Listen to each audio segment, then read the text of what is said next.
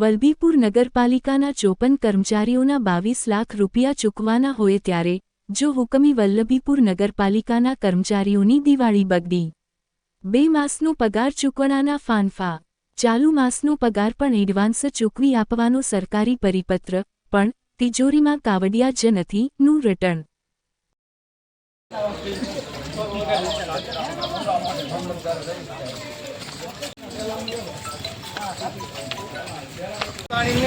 ના ના ઓછું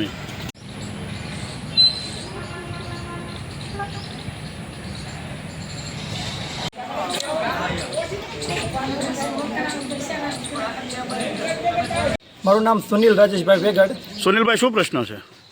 પ્રશ્ન તો એ છે કે અમે અહીંયા લેખિતમાં રજૂઆત કરી હતી 2-4 દિવસ પહેલાં અને કીધેલું હતું કે અમને 3 પગાર આપો અને 3 પગાર એટલા માટે કે અમારી લોનો ચાલતી હોય છે બધાની મોસ્ટલી પર્સનલ લોન છે કે હોમ લોન છે કે જે ચાલતી હોય પણ એનાથી 3 હપ્તા ચડી ગયા છે અને કમસે કમ 25,000 રૂપિયા તો હોલ્ડ ઉપર છે ને અત્યારે 2 પગાર કરે છે તો 2 પગારથી તો માણસોને 15,000 રૂપિયા લઘુત્તમ વેતન પ્રમાણે આવું તો 30,000 પગાર તો 25,000 રૂપિયા તો હોલ્ડ ઉપર જતા રહે છે તો એમાં 5,000 રૂપિયામાં આ સફાઈ કર્મી કેમ દિવાળી કરે? હજી કોઈને કાંઈ આ પર્વમાં કાંઈ વાર્ષિક પર્વ છે તો આ પર્વમાં કાંઈ શું લેવું 5,000 રૂપિયામાં? આપનું નામ?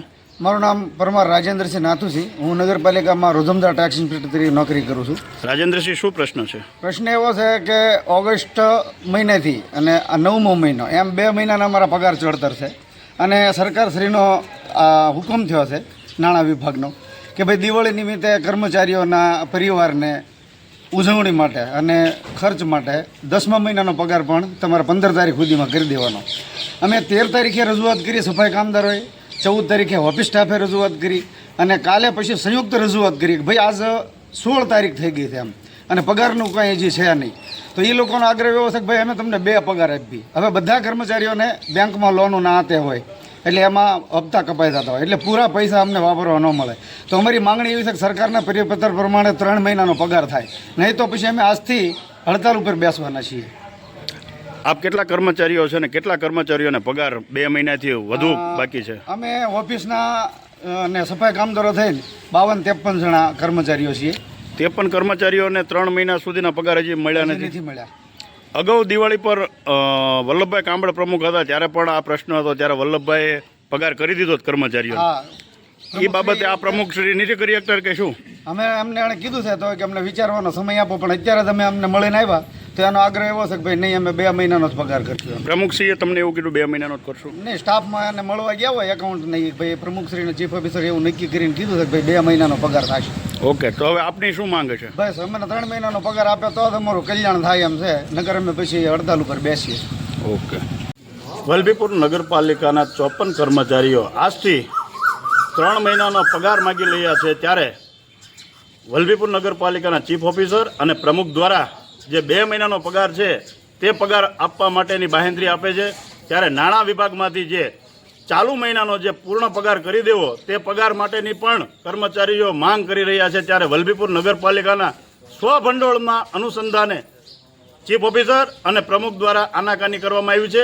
ત્યારે વલભીપુરના 54 નગરપાલિકાના રોજમદાર કર્મચારીઓ, ઓફિસ સ્ટાફ કર્મચારીઓ તે આજથી હડતાલ પર ઉતર્યા છે. ત્યારે આ હડતાલ પર ઉતરતા વલભીપુરમાં હજારો લોકો જે સ્થાય થયા છે સુરત, બોમ્બે આવનારા દિવાળી જેવા પર્વમાં તે લોકો વલભીપુર આવી રહ્યા છે. ત્યારે વલભીપુરમાં દિવાળી પર ફટાકડા લોકો ફોડશે ત્યારે ઈ કચરો અને વલભીપુર નવા વર્ષ નિમિત્તે ચારે બાજુ ગાયના પોદળાને એટલો બધો કચરો ભયંકર છે.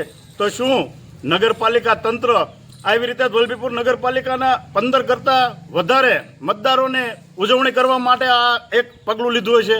શું આપણે રાજેન્દ્રસિંહ છે અહીંના, એમને તો પૂછીએ કે રાજેન્દ્રસિંહ કેવો પરિસ્થિતિ થશે કે આજથી તમે હડતાલ ઉપર ઉતરો છો તો વલભીપુરના 15,000 કરતાં પણ લોકોને શું પોતે સફાઈ કરવા નીકળવું પડશે આવનારા દિવાળી તહેવારોમાં? અમે તો એવી માંગ કરીએ કે અમે હડતાલ ઉપર આજ બેઠા છીએ અને અમારી માંગણી પૂરી થાય, પણ જો ન થાય તો અમે એવું નક્કી કર્યું છે કે ભાઈ અમે કોઈ પણ જાતની કામગીરી કરશું નહીં.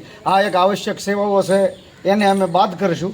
એના માટે અમે તૈયારી છે અમારી, ભાઈ આવશ્યક છે વ્યક્તિઓ જે બહારથી આવે છે એને મુશ્કેલી ન પડે.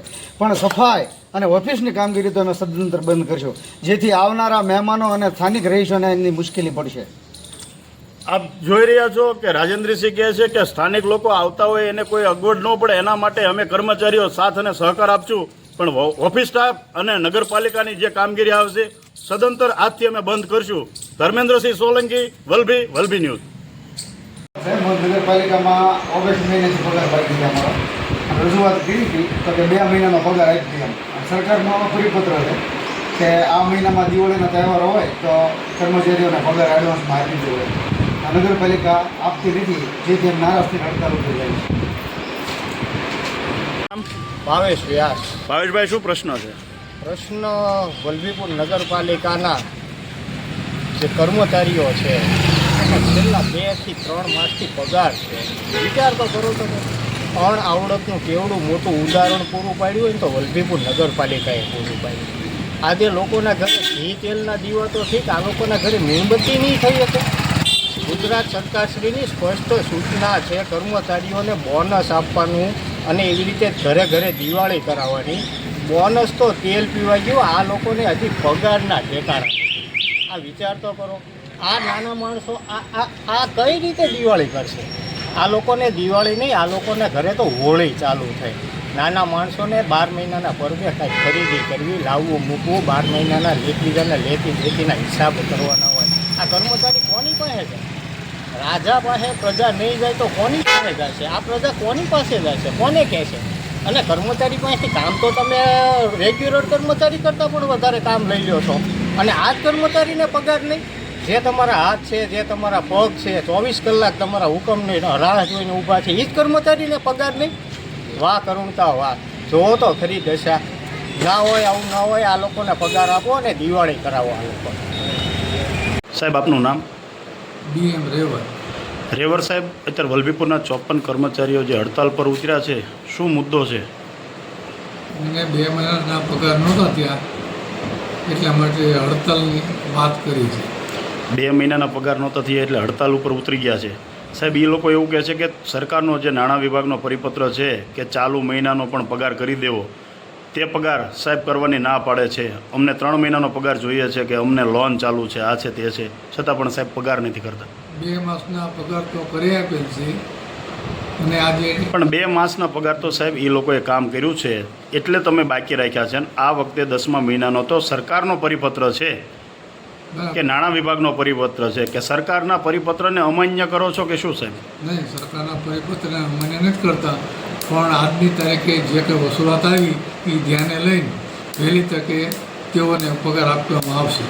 એમને સરકારે એવું કીધું છે કે 10મો મહિનો જે ચાલુ મહિનો છે, દિવાળી જેવા તહેવારો આવે છે તો આખા મહિનાનો પગાર ચૂકવી દેવો.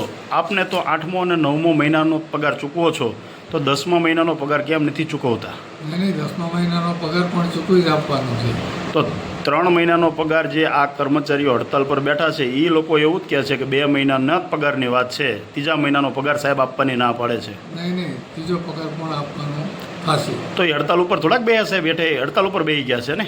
એ આજે એને રજૂઆત કરી છે. રજૂઆત તો 13 તારીખે સફાઈ કામદારોએ કરી છે, ત્યારબાદ ઓફિસ કર્મચારીઓ કરી છે, આજે ફરી વખત કર્મચારીઓ કરી છે, અને અત્યારે આવેદન દેવા મામલતદાર સાહેબને જાય છે. શું કહેશો?